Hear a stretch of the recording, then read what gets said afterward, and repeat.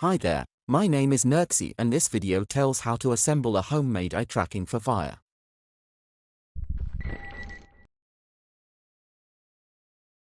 In general, how it works. Two ESP32 microcontrollers are attached to the helmet on the ESP32 cam debugging board. They are connected by cables from cameras based on VRChat 2640. These small cameras with lenses at 165 degrees are fixed inside the helmet on the lenses on the rings of the helmet. They take pictures of your eyes with the help of infrared illumination, which you also put there. By Wi-Fi, they send this picture to the PC. The video image is processed on the PC and sent via the VRChat protocol. Of course, the avatar VRChat needs to be slightly altered so that it can take in the parameters of the SC and move its eyes. Here, in particular, to close them, open them, and actually rotate them at least in some format. The firmware that is inside this microcontroller is called OpenIris. This is an open firmware that allows you to send a video signal of the format, if I'm not mistaken, EMG-PAC for via Wi-Fi. And actually this picture is already being fed into the software on the PC.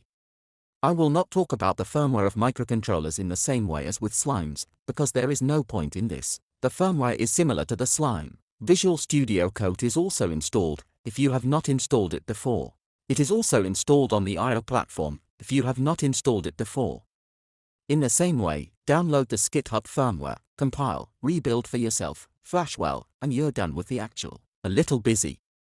In general, they have a good website, they explain everything on it, but there are quite a lot of problems that you may encounter if you decide to collect yourself. Naturally, in order for your avatar to be able to make eye tracks, it needs to be moved a little to Unity, but there is nothing complicated there. In general, everything is done according to the example of the VRCFT project. Everything works. A few words about nutrition. Naturally, it's better to feed everything from the power bank, but in general it can be done as you like. If you have a dump helmet, it has a built-in USB, that is, you can write it all from the USB receiver on your helmet. And about microcontrollers, they're heating. They are warming up, this is a fact, and they are warming up very normally, but it's about 60 degrees for sure. There is no way to solve this, because there is a screen on top, it does not have any thermal coupling, and there is no sense to attach radiators to it from above.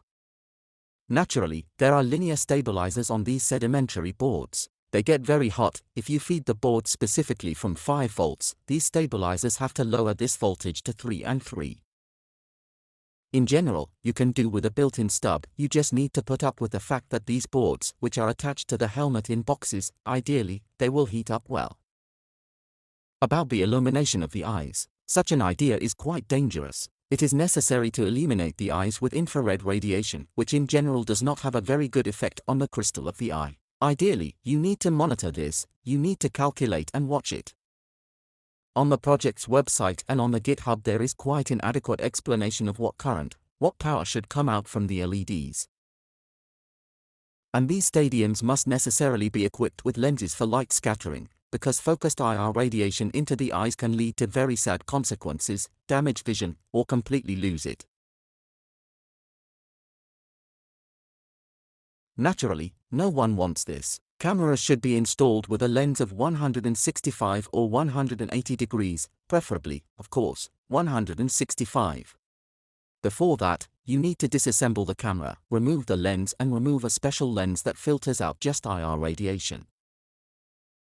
I didn't know about it at first, and it turned out that this lens delays more than 90% of the entire spectrum. That is, if you do not remove that lens, the picture from the eyes will be very dim. Naturally, when the picture from the eyes is dim, absolutely nothing will work, so this lens must be removed.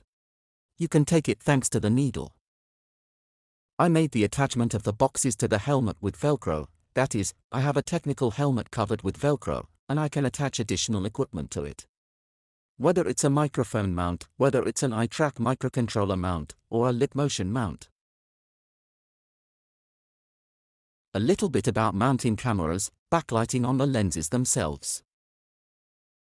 In particular, I have a second Quest, and for the second Quest this mount is also printed on a 3D printer. It is desirable, of course, to do it on a photopolymer printer, because it will give higher accuracy and rigidity of the structure. In the absence of such, I printed on a burning plastic. Conventionally, special rings are printed that are put on top of these lenses, on top of these plastic structures inside the helmet itself. A camera and 2 stadium lights are attached to these rings. These stadium lights need to be set clearly to the eyes. These rings are very delicate, they need to be carefully adjusted to the helmet and carefully installed. I installed them through a thin paper double-sided tape. I have them attached here, and if something happens, I can quickly remove them for some debugging or firmware of microcontrollers. The firmware of OpenIris is very demanding on the quality of Wi-Fi, and the built-in antenna on the ESP32 CAM board is very mediocre. Therefore, I advise you to install antennas from old Reuters. A conventional 2 and 4 GHz antenna, soldered into the high-frequency connector of the sedimentary board itself, solves the problem. Solves the problems of image dump, blunting, lags, freezes, just incomprehensible restarts of the image in the tray.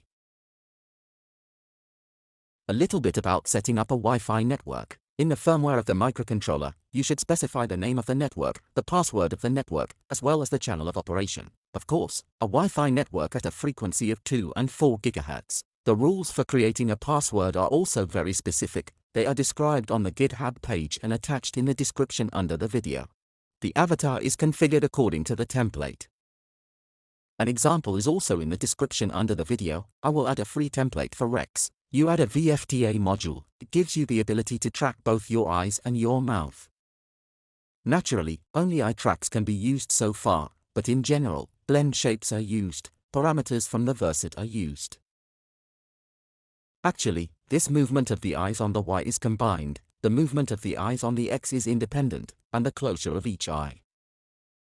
That is, in total, if I'm not mistaken, about 5 parameters. In the description under the video, I will attach a link with a free example for an avatar to soy.